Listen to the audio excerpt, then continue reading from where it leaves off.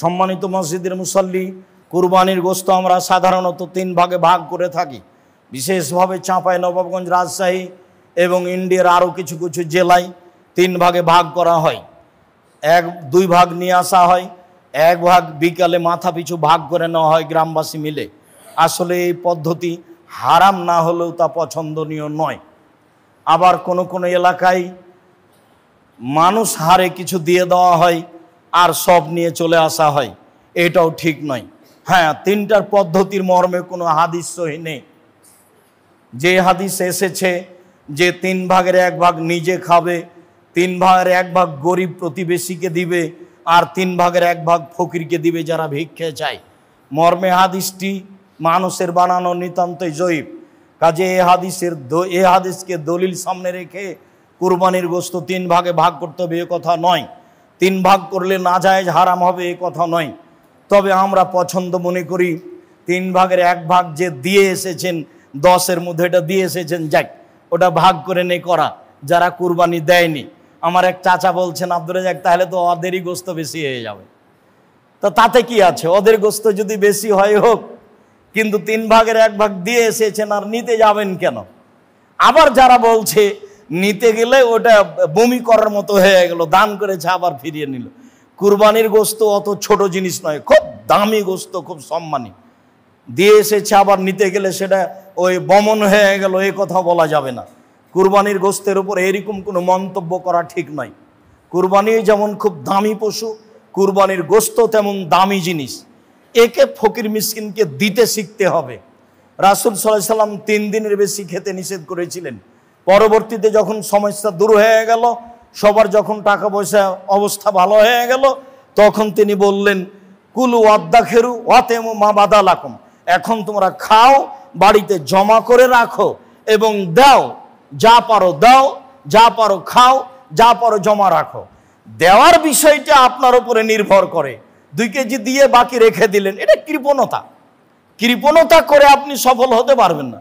অথচ 100 জন নেওয়ার জন্য আছে, কেউ নেওয়ার জন্য নেই, তা আপনি সবই রেখে দিলেন, ভালো কথা রাখেন।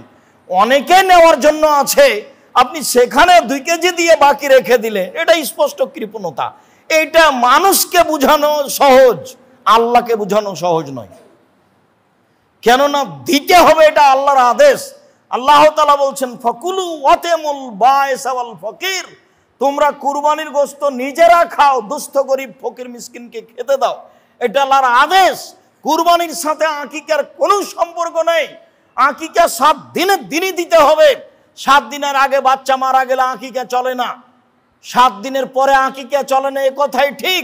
14 দিনে আকিকা চলে মর্মে হাদিস জয়ীফ, 21 দিনে চলে মর্মে হাদিস জয়ীফ, জীবনে কোনো একদিন চলে মর্মে হাদিস জয়ীফ। এসব হাদিস আমলযোগ্য নয়। আকিকা গরু দিয়ে চলে না, আকিকা উট দিয়ে চলে না, আকিকা শুধুমাত্র ছাগল ছাগি, দুম্বা দুম্বি, এই 4 প্রকার, 2 শ্রেণীর 4 প্রকার দিয়ে চলে। আর কুরবানি ছাগল ছাগি, দুম্বা দুম্বি, গরু গাভী, মহিষ মহিষী, উট উটনি সব দিয়ে চলে। গোশত দিতে বাধ্য। আশেপাশে যদি গরিব মানুষ না থাকে আর যদি না দেয়, তাহলে এ গুনাহগার হবে, এ আল্লাহর আদেশকে মানেনি, এ কৃপণ, সে ক্ষতিগ্রস্ত হবে। আর আকিকার গোশত ব্যক্তিগত গোশত, সে খাবে কি দিবে সেটা তার ব্যাপার। আকিকা করে নেকি হয় না, আকিকা করে বাপের জিম্মেদারি নামে। আর কুরবানি হচ্ছে নেকির কাজ। কুরবানি অনেক বড় নেকির কাজ। যেসব মাধ্যম দিয়ে আল্লাহকে খুব বেশি সন্তুষ্ট করা যায়, তার একটা বড় মাধ্যম হচ্ছে কুরবানি। সম্ভবপর মানুষ কুরবানি করার চেষ্টা করবে আল্লাহকে সন্তুষ্ট করার জন্য, এই কথাই ঠিক। সম্মানিত মসজিদের মুসল্লি, কুরবানির গোশত 3 ভাগ করতে হবে এ কথা নয়। 3 ভাগ করলে গুনাহ হবে এ কথাও নয়।